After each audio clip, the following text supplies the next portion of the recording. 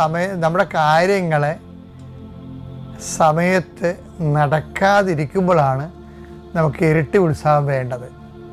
എന്താ കാരണം വെച്ച് കഴിഞ്ഞാൽ നമ്മൾ കാര്യങ്ങൾ നടന്നത് കൊണ്ടല്ല നമ്മൾ ഉത്സാഹം കാണിക്കണമെന്ന് ദൈവത്തിന് തോന്നരുത്. കാര്യങ്ങൾ നടക്കണില്ല, ചില കാര്യങ്ങൾ നടക്കുന്നതിന് അതിൻ്റെ ടൈം എടുക്കത്തില്ലേ.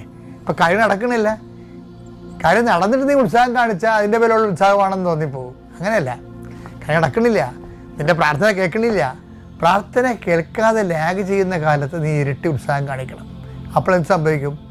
അപ്പോഴും 2:10 അനുസരിച്ച് കൊണ്ട് വിളിയും തിരഞ്ഞെടുപ്പും ഉറപ്പിക്കപ്പെടും. പിടില്ലേ? അപ്പോൾ വിളി ഉറപ്പിക്കണം, തിരഞ്ഞെടുപ്പ് ഉറപ്പിക്കണം. അതിനുള്ള എളുപ്പമാർഗം എന്താ? ഉത്സാഹം കാണിക്കാൻ സാധ്യതയില്ല സമയത്ത്, പ്രത്യേകിച്ച് പ്രാർത്ഥന കേൾക്കാത്ത നെഗറ്റീവ് സാഹചര്യങ്ങളിൽ കൂടെ ഉത്സാഹം കാണിക്കണം. ഇങ്ങോട്ടത്തെ പോയിന്റ് ക്ലിയർ അല്ലേ?